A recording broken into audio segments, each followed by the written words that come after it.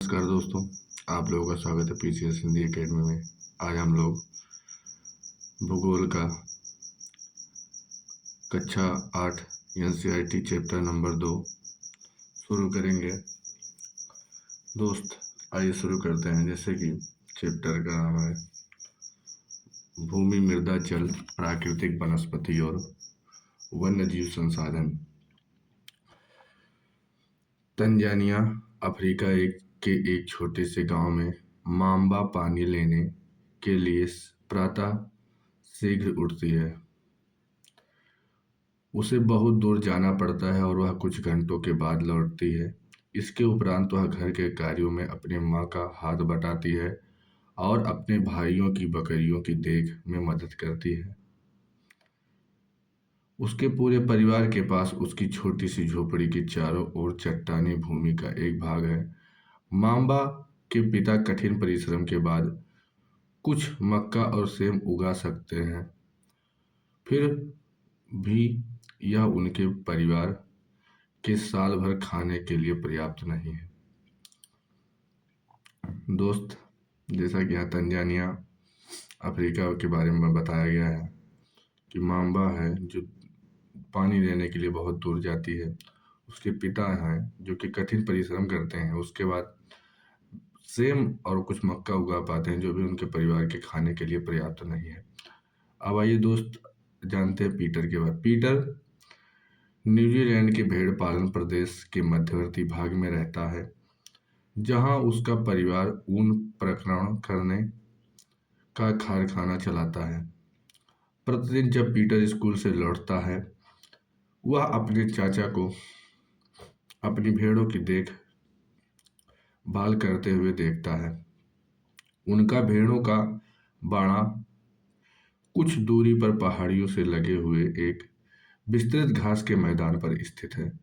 वह नवीनतम प्रौद्योगिकी का उपयोग करते हुए एक वैज्ञानिक विधि से इसका प्रबंधन किया जाता है। पीटर का परिवार जैविक कृषि द्वारा सब्जियां भी उगाता है। दोस्त, आप लोगों को दो दो पैराग्राफ में दो लोगों के बारे में पता चला। एक माम्बा के बारे में पता चला जो कि जल लेने के लिए बहुत दूर जाती है। उसके बाद उसके पिताजी कठिन परिश्रम के बाद भी सेम और मक्का उगा पाते हैं जो उसके परिवार के खाने के लिए पर्याप्त नहीं है साल भर के लिए। उसी प्रकार आप न्यूजीलैंड के पीटर के बारे में जानते हैं। उसके भेड़ों का बाड़ा, उसके बाद में उसके नवीनतम वैज्ञानिक और प्रौद्योगिकी विधि के द्वारा प्रबंधन किया जाता है। और उसके बाद में पीटर का परिवार जैविक कृषि के द्वारा सब्जियां भी उगाता है। आइए दोस्त, माम्बा और पीटर विश्व के दो विभिन्न स्थानों पर रहते हैं। जो माम्बा है दोस्त और पीटर, ये विश्व के दो विभिन्न स्थानों पर रहते हैं और उनके जीवन व्यतीत करने में बहुत अंतर है, जमीन आसमान का अंतर है। यह भिन्नता भूमि की गुणवत्ता, मृदा, जल, प्राकृतिक वनस्पति, प्राणियों एवं प्रौद्योगिकी के उपयोग की भिन्नता के कारण है। इन स्थानों में एक दूसरे से भिन्न होने का मुख्य कारण इस प्रकार के संसाधनों की उपलब्धता है। दोस्त आइए कुछ जानते हैं। विश्व की 90% जनसंख्या भूमि क्षेत्रफल के 30% भाग पर रहती है। शेष 70% भूमि पर या तो विरल जनसंख्या है या निर्जन। आइए दोस्तों जानते हैं भूमि के बारे में। भूमि महत्वपूर्ण प्राकृतिक संसाधनों में शामिल है। भूपृष्ठ के कुल क्षेत्रफल का लगभग 30% भाग भूमि है। दोस्त बताया गया भूपृष्ठ का 30% भाग भूमि है। यही नहीं, इस थोड़े से प्रतिशत के भी सभी भाग आवास योग्य नहीं है। बताया गया है जो 30% उसके भी सभी भाग भूमि है वो आवास योग्य नहीं है।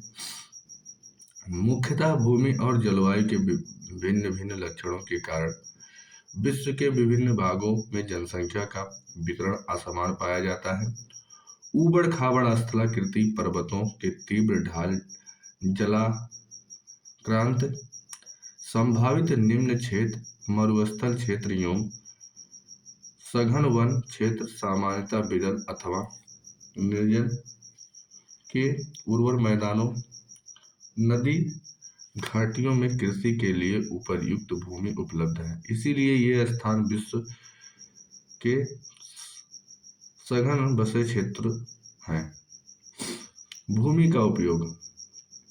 दोस्त आइए जानते हैं भूमि का उपयोग। भूमि का उपयोग विभिन्न कार्यों के लिए किया जाता है, जैसे कृषि के लिए, वानिकी के लिए, खनन के लिए, सड़कों के लिए और उद्योगों की स्थापना। साधारणतः इसे भूमि उपयोग कहते हैं। क्या आप मांबा और पीटर के परिवार के भूमि उपयोग की भिन्नता के तरीकों की सूची बना सकते हैं? भूमि का उपयोग भौतिक कारकों द्वारा निर्धारित किया जाता है, जैसे स्थलाकृतियां, मृदा, जलवायु, खनिज और जल की उपलब्धता। मानवीय कारक जैसे जनसंख्या, प्रौद्योगिकी भी भूमि उपयोग प्रतिरूप के महत्वपूर्ण निर्धारक हैं। स्वामित्व के आधार पर भूमि दो भागों में बांटा गया है दोस्त, निजी और सामुदायिक भूमि। सामुदायिक भूमि में बांटा जा सकता है, मतलब बताया गया है दोस्त कि स्वामित्व के आधार पर भूमि को दो भागों में बांटा जा सकता है, निजी और सामुदायिक भूमि। निजी भूमि व्यक्तियों के स्वामित्व में होती है, जबकि सामुदायिक भूमि जो होती है दोस्त, वो समुदाय के स्वामित्व में होती है। सामान्य रूप से इनका उपयोग समुदाय से संबंधित व्यक्तियों के लिए किया जाता है। जो सामुदायिक भूमि होते हैं दोस्त, उनका उपयोग समुदाय से संबंधित व्यक्तियों के लिए किया जाता है, जैसे चारा, फलों, नट या औषधीय बूटियों को एकत्रित करना। इस सामुदायिक भूमि को साझा संपत्ति संसाधन भी कहते हैं। जो दो सामुदायिक भूमि होती है उसे साझा संपत्ति संसाधन भी कहते हैं। जनसंख्या और उसकी मांग सदैव बढ़ती रहती है, लेकिन भूमि की उपलब्धता सीमित है। दोस्त बताया गया है कि भूमि की जो मांग है वो भी बढ़ती है और जनसंख्या भी बढ़ती है, लेकिन जो भूमि है उसकी उपलब्धता सीमित है। स्थान के अनुसार भूमि की गुणवत्ता में अंतर होता है। दोस्त स्थान के अनुसार भूमि की गुणवत्ता में अंतर भी होता है। लोगों ने सामुदायिक भूमि पर व्यापारी क्षेत्र बनाने, नगरीय क्षेत्रों में घर बनाने और ग्रामीण क्षेत्रों में कृषि योग्य भूमि का विस्तार करने के लिए अनाधिकृत हस्तक्षेप करना शुरू कर दिया है। दोस्त बताया गया है कि जो लोग हैं उस सामुदायिक और व्यापारी क्षेत्र में नगर एवं कृषि योग्य जो भूमि है वहाँ भी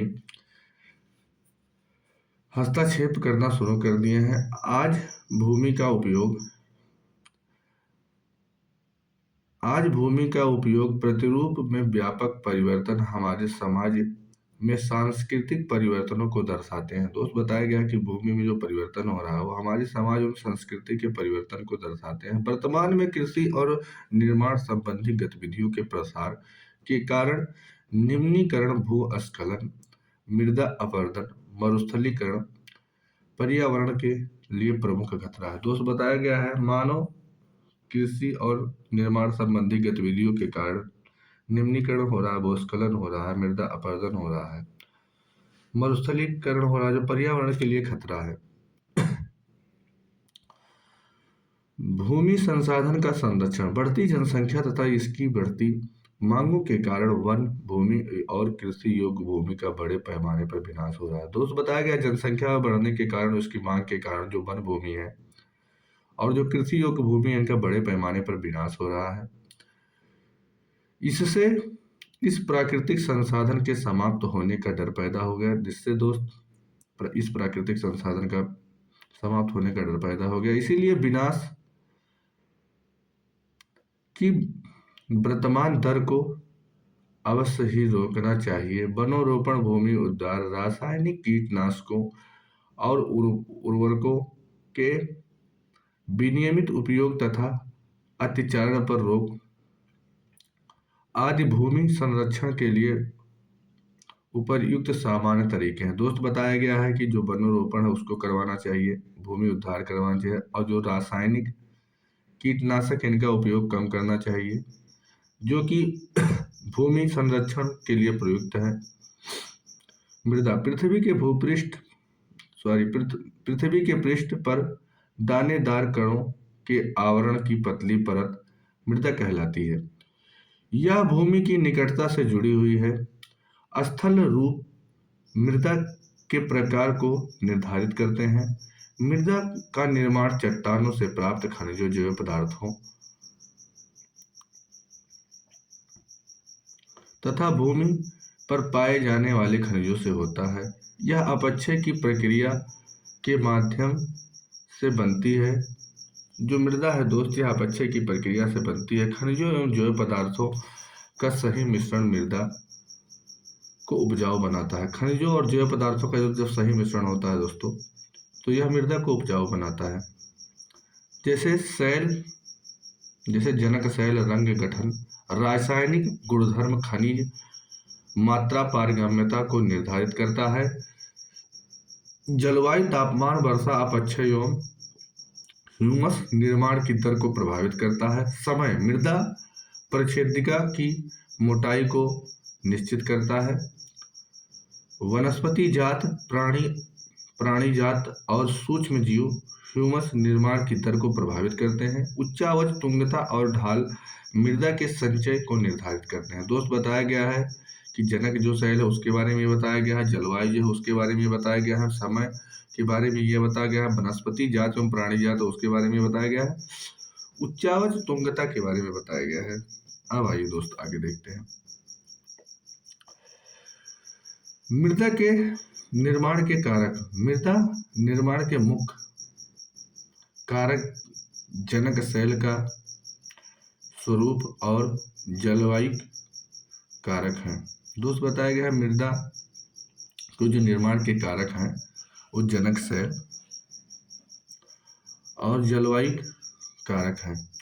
मृदा निर्माण के अन्य कारक स्थलाकृति, जैव पदार्थों की भूमि और मृदा निर्माण के संगठन में लगा समय अलग अलग स्थानों में ये भिन्न होते हैं।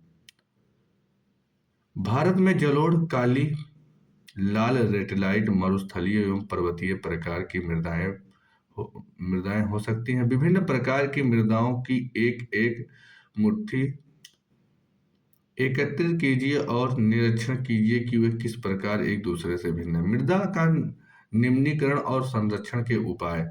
मृदा अपरदन एवं छीड़ता मृदा संसाधन के लिए दो मुख्य खतरे हो सकते हैं। दोस्त, मृदा का अपरदन एवं छीड़ता ये मृदा के लिए मुख्य खतरे हो सकते हैं। मानवीय एवं प्राकृतिक दोनों ही कारकों से मृदाओं का निम्नीकरण हो सकता है। दोस्त, मानवीय और प्राकृतिक दोनों कारणों से मृदा का निम्नीकरण होता है। मृदा के निम्नीकरण में सहायक कारक वनोन्मूलन, अतिचरण, रासायनिक उर्वरकों और कीटनाशकों का अत्यधिक उपयोग है। वर्षा दोहन, भूस्खलन और बाढ़ है। मृदा संरक्षण की कुछ गतिविधियां निम्न प्रकार हैं। मल्च बनाना, पौधे के बीच अनावरित भूमि जैव पदार्थ जैसे प्रवाल से ढक दी जाती है। इससे मृदा की आर्द्रता रुक जाती है। दोस्त, बताया गया है पौधे के बीज अनावरित भूमि जैव पदार्थ जैसे प्रवाल से ढक दी जाती है। इससे मृदा आर्द्रता रुक जाती है। अब आइए दोस्त आप लोग जाइए वेदिका फार्म क्या होता है। वेदिका फार्म चौड़े समतल सोपान अथवा वेदिका तीव्र ढाल पर बनाए जाते हैं ताकि सपाट सतह फसल उगाने के लिए उपलब्ध हो जाए। इनसे पृष्ठीय प्रवाह और मृदा अपरदन कम होती है। जो वेदिका फार्म होते हैं इससे मृदा का अपरदन कम होता है। अब आइए आप लोग जानिए समोच्च रेखीय जुताई। एक पहाड़ी ढाल पर समोच्च रेखाओं के समानांतर जुताई ढाल से नीचे बहते जल के लिए एक प्राकृतिक अवरोध का निर्माण करती है। अब आप लोग जानिए रक्षक मेखलाएं। तटीय प्रदेशों, शुष्क प्रदेशों में वन गति रोकने के लिए दोस्त बताया गया है तटीय प्रदेशों और शुष्क प्रदेशों में पवन गति को रोकने के लिए वृक्ष कतारों में लगाए जाते हैं ताकि मृदा आवरण को बचाया जा सके। अब आप लोग जानिए समुच्च रेखीय रोधिकाएं। समुच्च रेखाओं पर रोधिकाएं बनाने के लिए पत्थरों, घास, मृदा का उपयोग किया जाता है। दोस्त बताया गया है कि समुच्च रेखीय रोधिकाएं बनाने के लिए पत्थरों का, घास का, मृदा का उपयोग किया जाता है। रोधिकाओं के सामने जल एकत्र करने के लिए खाई बनाई जाती है। चट्टान बांध जल के प्रवाह को कम करने के लिए बनाए जाते हैं। जो चट्टान बांध जो होते हैं वो जल के प्रवाह को कम करने के लिए बनाए जाते हैं। यह नलियों की रक्षा करते हैं और मृदा क्षति को रोकते हैं। बीज की फसल उगाना।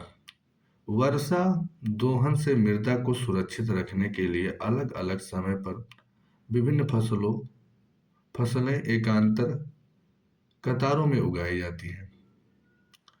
क्या आप जानते हैं वर्ष 1975 में मानव उपयोग के लिए जल की खपत 3850 घन किमी वर्ष थी, जो वर्ष 2000 में बढ़कर 6000 घन किमी वर्ष से भी अधिक हो गई है।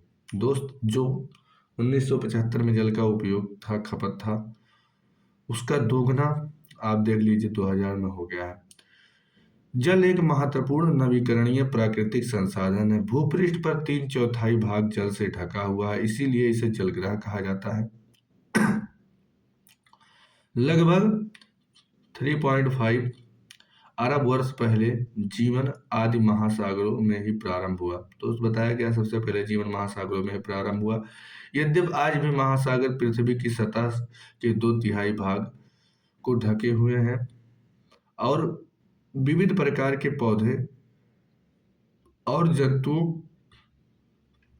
को मदद करते हैं। महासागरों का जल लवणीय है और मानवीय उपभोग के लिए उपयुक्त नहीं है। दोस्त बताया गया जो महासागर के जल है लवणीय मतलब नमकीन है, नमक उसमें ज्यादा है, जो मानव उपभोग के लिए उपयुक्त नहीं है। आलवण जल केवल 2.7% है। पीने योग्य जो जल दोस्त आलवण मीठा जल केवल 2.7% है। इसका लगभग 70% भाग बर्फ की चादरों यो हिमानियों के रूप में है। दोस्त बताया गया है जो 2.7% जल पीने योग्य है, उसमें भी 70% बर्फ की चादरों और हिमानियों के रूप में है। अंटार्कटिका, ग्रीनलैंड और पर्वतीय प्रदेशों में पाया जाता है। अंटार्कटिका में और पर्वतीय प्रदेशों में दोस्त यह पाया जाता है। अपनी स्थिति के कारण ये मनुष्य की पहुंच के बाहर है। केवल 1% आलवण जल उपलब्ध है और यह मानव उपभोग के लिए उपयुक्त है। यह भौम जल नदियों और झीलों की पृष्ठीय जल के रूप में तथा वायुमंडलीय जलवाष्प के रूप में पाया जाता है। दोस्त जो मानव जिस 1% जल का उपयोग करता है वो भौम जल भी है, नदी भी है, झील भी है, जलवाष्प जल के रूप में भी पाए जाते हैं।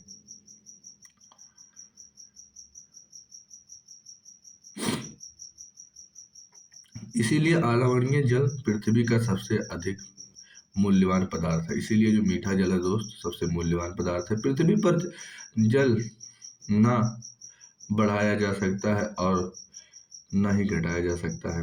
बताया गया दोस्तों कि न जल को बढ़ाया जा सकता है न घटाया जा सकता है। इसकी कुल मात्रा स्थिर रहती है। इसकी प्रचुरता में विविधता प्रतीत होती है क्योंकि यह वाष्पीकरण, वर्षा और वाह की प्रक्रियाओं द्वारा महासागरों, वायु, भूमि और पुनः महासागरों में चक्रण पर निरंतर गतिशील है। जैसा कि आप जानते हैं इसे जल चक्र कहते हैं। मनुष्य जल की बड़ी मात्रा का उपयोग न केवल पीने और धुलाई में ही करता है वरन उत्पादन में भी करता है। बताया गया है दोस्त कि जो मनुष्य है वो पीने के लिए बड़ी मात्रा का उपभोग नहीं और न ही धुलाई के लिए उत्पादन की प्रक्रिया में भी इसका प्रयोग करता है। जल कृषि उद्योग एवं बांधों के जलाशयों के माध्यम से विद्युत उत्पादन करने में भी प्रयोग किया जाता है। जल स्रोत के सूखने अथवा जल प्रदूषण के कारण आलवणीय जल की आपूर्ति की कमी के मुख्य कारक बढ़ती जनसंख्या, भोजन, नकदी फसलों की बढ़ती मांग, बढ़ता नगरीकरण और बेहतर जीवन स्तर है। दोस्त बताया गया है कि आलवणीय जल के जो आपूर्ति या कमी के मुख्य कारक है वो बढ़ती जनसंख्या है, भोजन है और नकदी फसलें हैं, बढ़ता नगरीकरण। अब आइए दोस्त आप लोग जानिए, औसतन एक भारतीय नागरिक प्रतिदिन लगभग 150 लीटर जल का उपयोग करता है। उपयोग बताया गया कैसे कैसे करता है दोस्त। पीना 3 लीटर, खाना बनाना 4 लीटर, नहाना 20 लीटर, शौचालय जाने के शौचालय वॉशिंग सब मिला के 40 लीटर। उसके बाद में वस्त्र धोना 40 लीटर, बर्तन धोना 20 लीटर, बागवानी के लिए 23 लीटर, कुल मिलाकर 150 लीटर।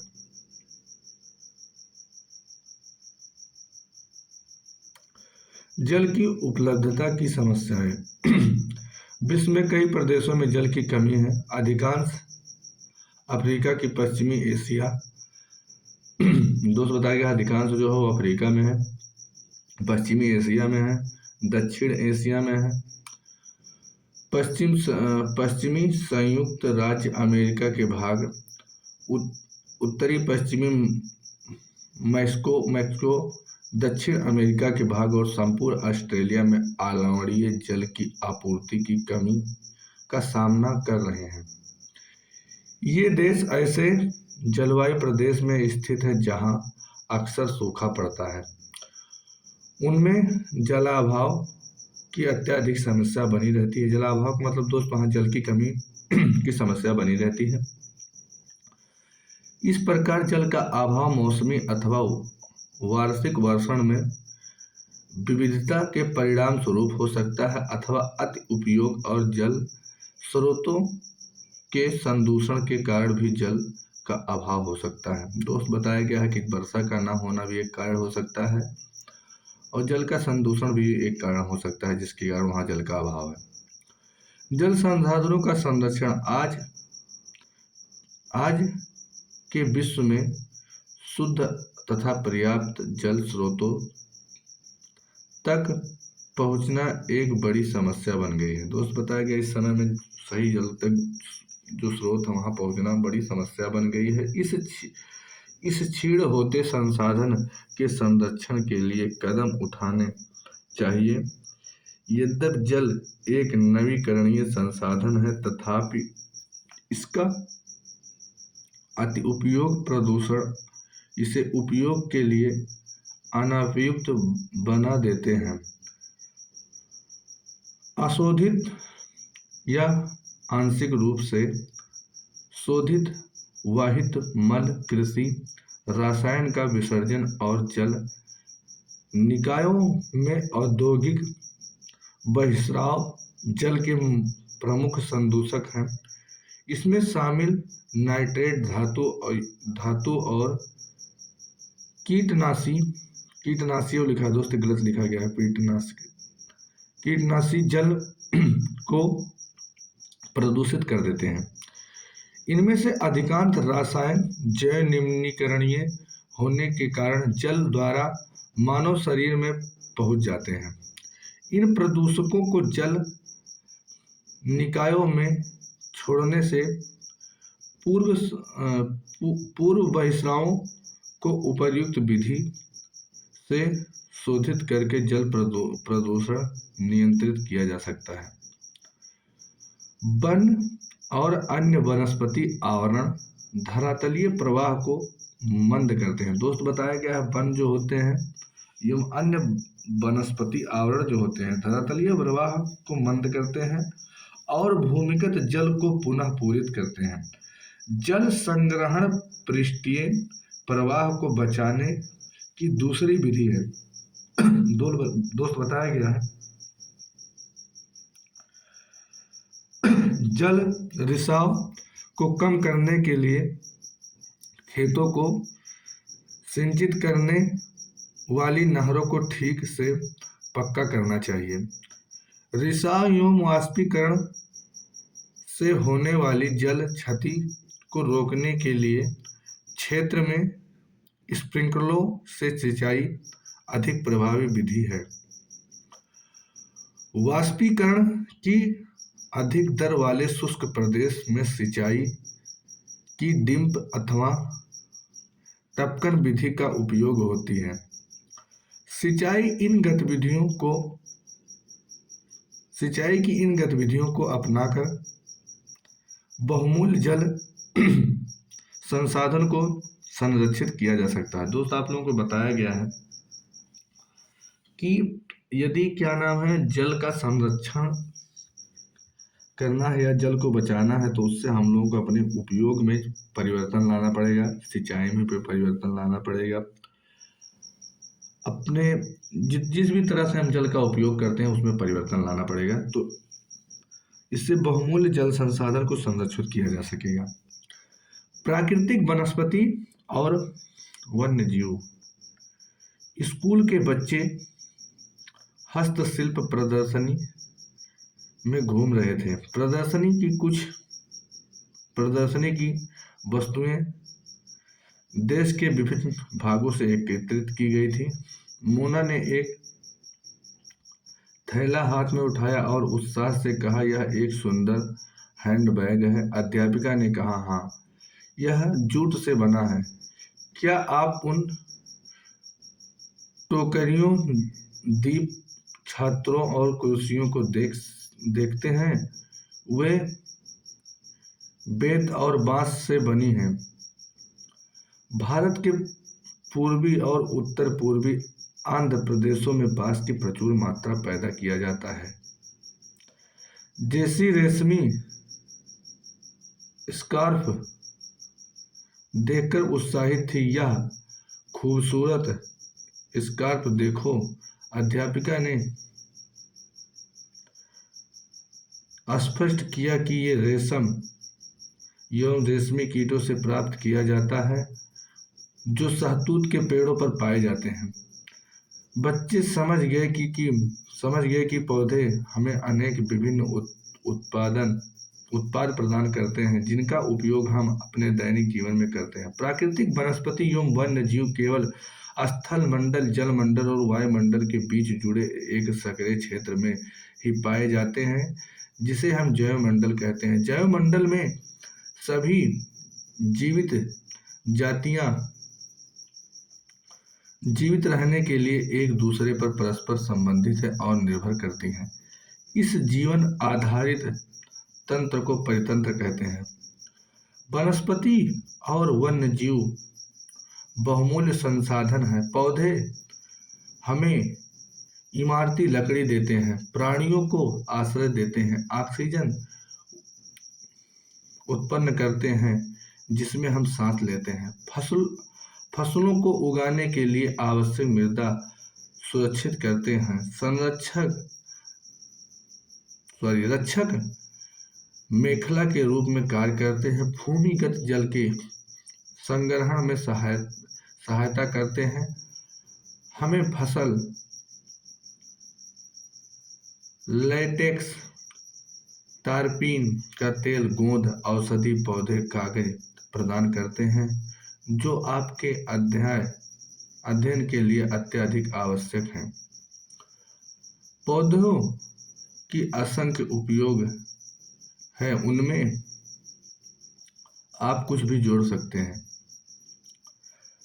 वन्य जीव के अंतर्गत जंतु, पक्षी, कीट एवं जलीय जीव के रूप में आते हैं। उसने हमें दूध, मांस, खाल, ऊन प्राप्त होती है। कीट जैसे मधुमक्खी हमें शहद देती हैं, फूलों के परागण में मदद करती हैं और परितंत्र में अपघटक के रूप में एक महत्वपूर्ण भूमिका निभाती हैं।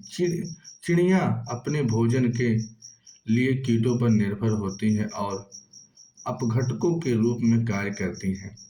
गिद्ध मृतक जीव जंतुओं को खाने के कारण एक अपमार्जक है।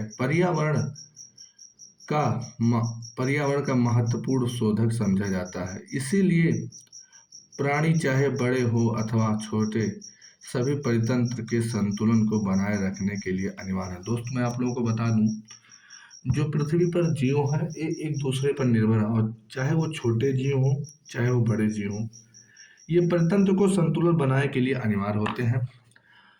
प्राकृतिक वनस्पति का वितरण।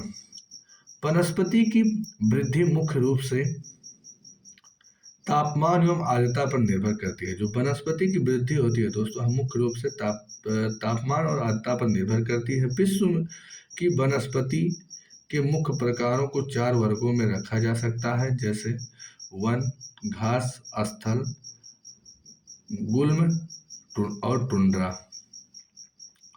भारी वर्षा वाले क्षेत्र में विशाल वृक्ष उग सकते हैं। इस प्रकार वन प्रचुर जल आपूर्ति वाले क्षेत्र में ही पाए जाते हैं। जैसे जैसे आर्द्रता कम होती है वैसे वैसे वृक्षों के आकार और उनकी सघनता कम हो जाती है। सामान्य वर्षा वाले क्षेत्र में छोटे आकार वाले वृक्ष और घास उगती हैं, जिससे विश्व के घास स्थलों का निर्माण होता है। कम वर्षा वाले शुष्क प्रदेशों में कटीली झाड़ियां एवं गुल्म उगते हैं। इस प्रकार के क्षेत्रों में पौधे की जड़ें गहरी होती हैं। वाष्पोत्सर्जन से होने वाली आर्द्रता की हानि को घटाने के लिए इन पेड़ों की पत्तियां कांटेदार और मोमी सतह वाली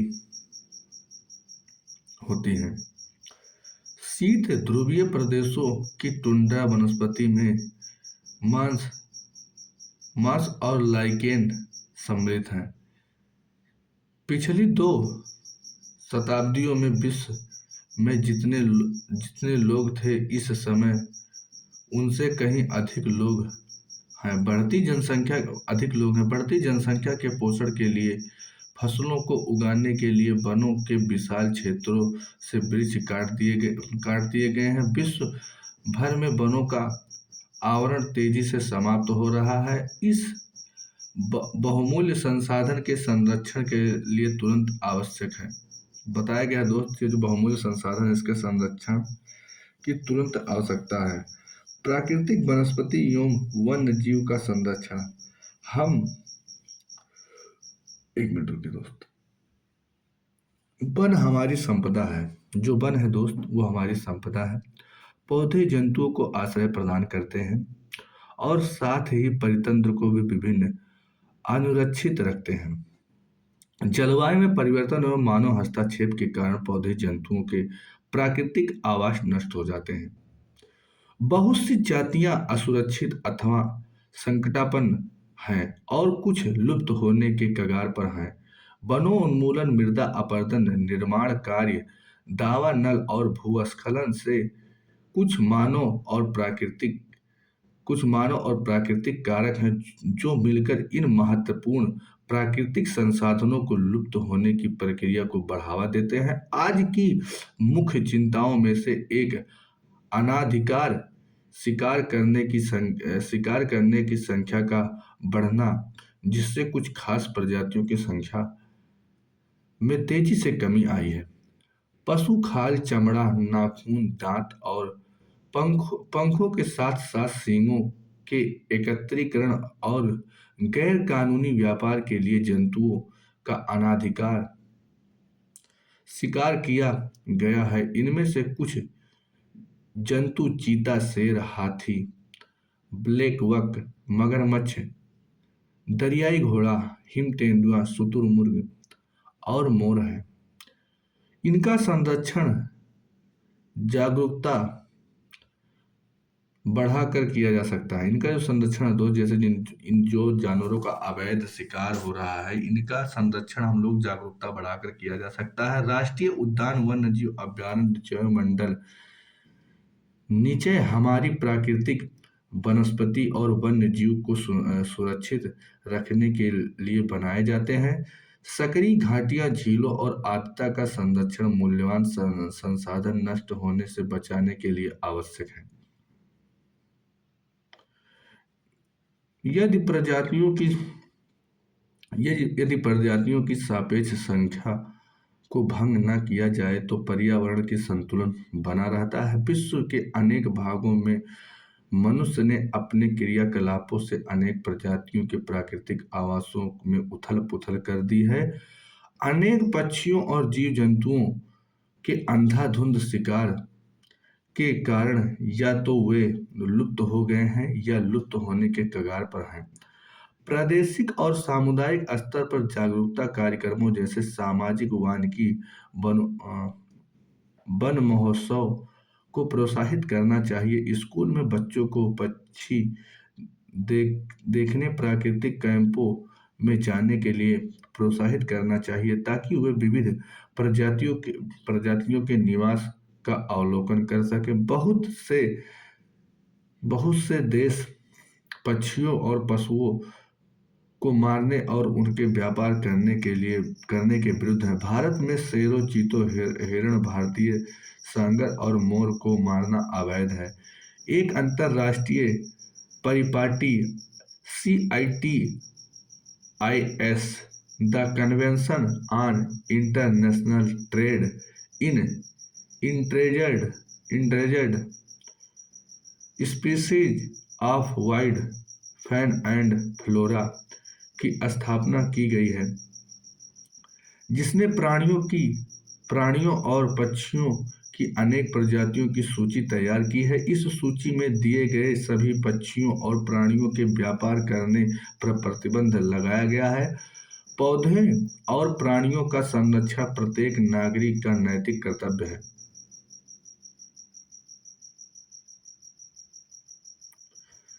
दोस्त, हमें उम्मीद है कि आप लोगों को यह अध्याय समझ में आया होगा। यह अध्याय यहीं पे समाप्त होता है। यदि आप लोग समझ में आया हो तो कमेंट कीजिए, लाइक कीजिए और अपने उन दोस्तों के पास शेयर कीजिए जो NCERT पढ़ना चाहते हैं। दोस्त, मिलते हैं अगले क्लास में। तब तक के लिए नमस्कार, बाय बाय, टेक केयर।